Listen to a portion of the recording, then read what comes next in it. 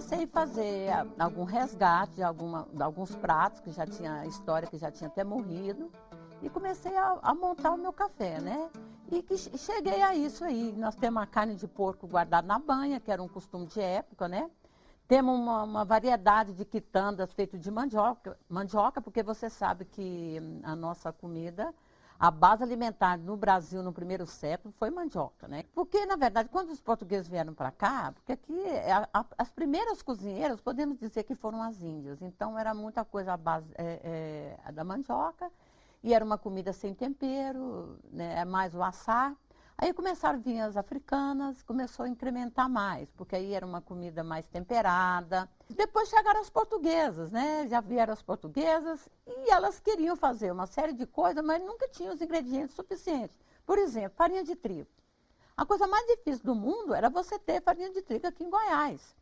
No Brasil, de modo geral, era difícil. O empadão, as pessoas falam, nossa, mas por que o goiano adora essa coisa amarga, né? Que é a gariroba, né? Que nós chamamos de gueroba.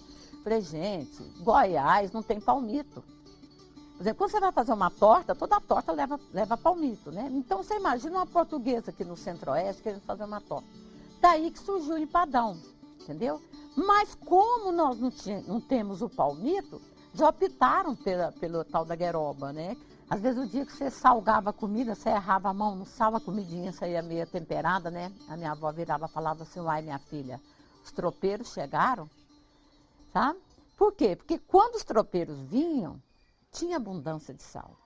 É por isso que o goiano faz pamonha de sal. Por que o goiano, gente, já que era tão difícil o sal, por que nós não comemos pamonha de doce?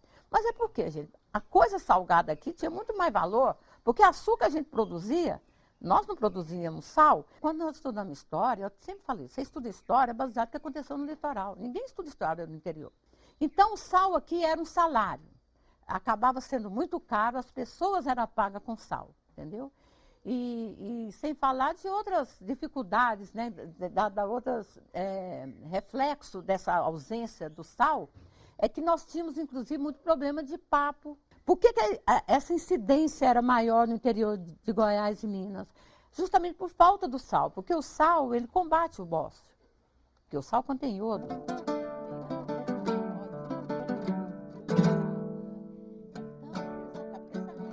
Os portugueses adaptaram uma série de coisas. É por isso que eu falo que o pão de queijo, gente, você não pode dizer só que ele é mineiro. Se você for avaliar, seria talvez uma portuguesa querendo fazer um pão. Por isso que ele chama pão. Ah, vamos fazer um pão? Vamos. Mas cadê a farinha de trigo? Não tinha. Aí já pegaram o quê? Pegaram o polvilho.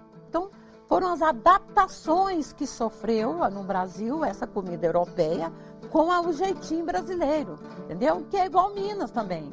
E nós somos muito parecidos, porque inclusive a nossa colonização foi no mesmo período praticamente, entendeu? Então, essa gastronomia aqui do interior de Minas e Goiás seria uma gastronomia que tinha no Brasil inteiro, na época de Brasil Colônia. Se tratando do interior do Brasil, né? Então, nós todos somos farofeiros, né? Que eu falo os farofeiros. Isso é cultural. A gente não viajava, meu pai não viajava sem levar uma matula, que é a marmita, né? Isso é comum em Goiás. E é como a história da paçoca. Então, era um alimento usado pelos bandeirantes, pelos tropeiros, de maior conservação. A história da paçoca é interessante porque nós herdamos isso dos índios. Porque os índios já faziam uma espécie de paçoca, só que eles faziam de peixe, né? Tinham caçar, tinham que levar uma matula, né? E, na verdade, a paçoca que nós fazemos é uma espécie de matula usada pelos tropeiros. A gente tempera a carne seca, bem seca, fritamos na panela e depois vem para o pilão. E aqui a gente soca ela com pimenta bode, farinha de milho e bem socadinho, entendeu? E isso os tropeiros levavam nos alforjes, nas viagens, eles colocavam à direita a paçoca e à esquerda a cachaça. Meu filho, a gente não pode separar a comida da história. Comida faz parte da história. Entendeu? Depois que eu comecei a perceber isso, eu comecei a falar, não, é minhas coisas mesmo. Entendeu? Então, isso aqui é mostrar a cultura de Goiás e também mostrar a cultura de outras regiões do Brasil que se perdeu. Então, não tem que mudar nenhum jeito de falar. Porque o meu sotaque é minha carteira de identidade.